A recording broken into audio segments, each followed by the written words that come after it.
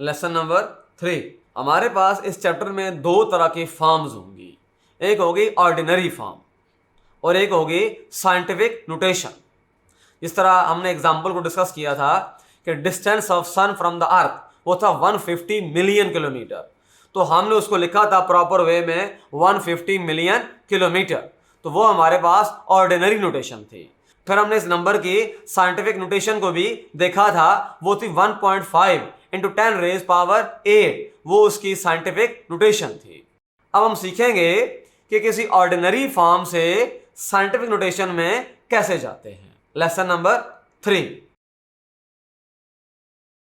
Numbers from ordinary notation to scientific notation.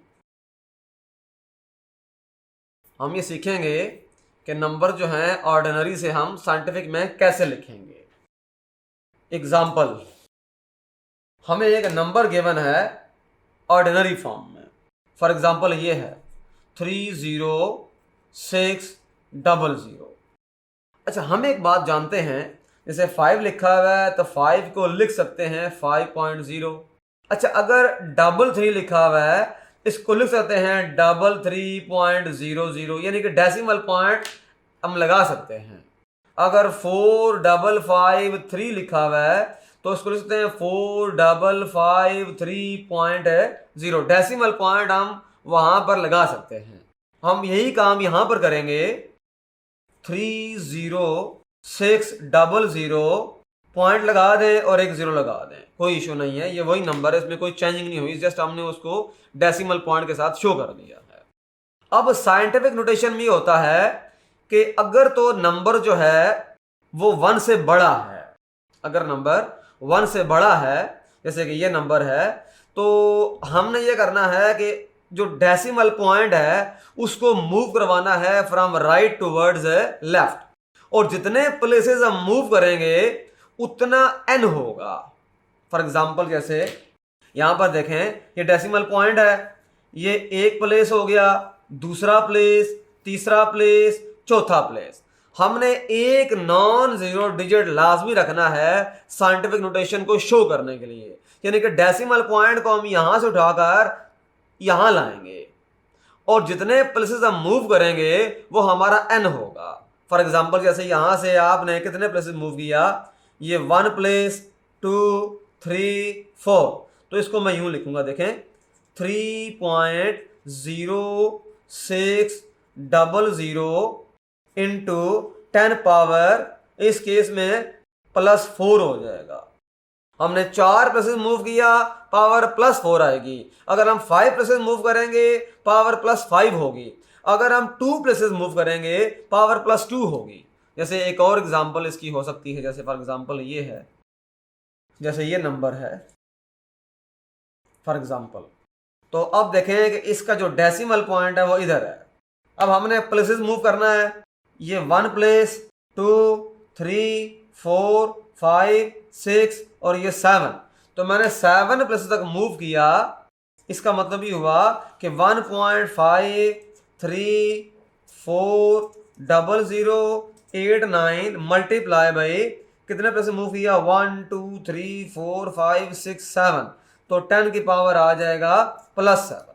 ये बात बड़ी अहम है जो हमने माइंड में रखनी है। जब हम मूव करेंगे फ्रॉम राइट टूवर्ड्स लेफ्ट तो n जो होगा वो हमेशा पॉजिटिव होगा। ये बात हमने अप्लाई भी की है आपके सामने यहां पर दोनों एग्जांपल्स में।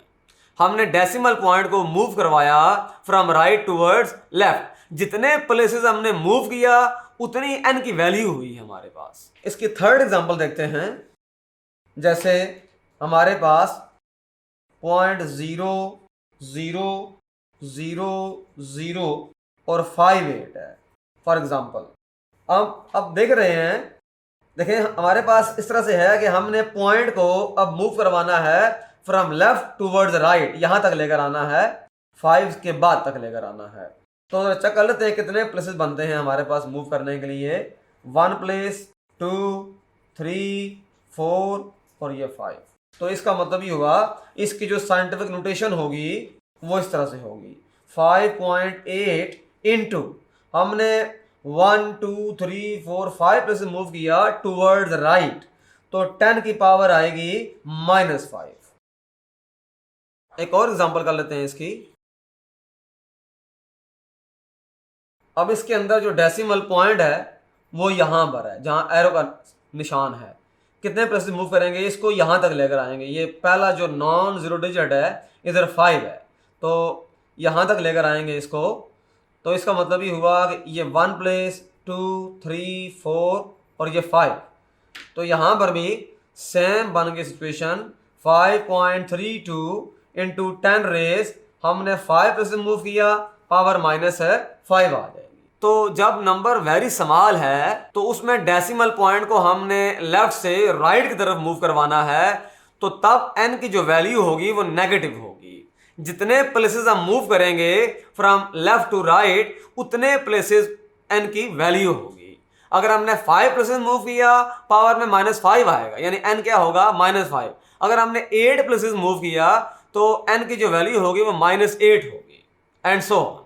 इस लेसन में हमने सीखा कि ऑर्डिनरी नोटेशन से साइंटिफिक फॉर्म में किस तरह जाते हैं। Thank you.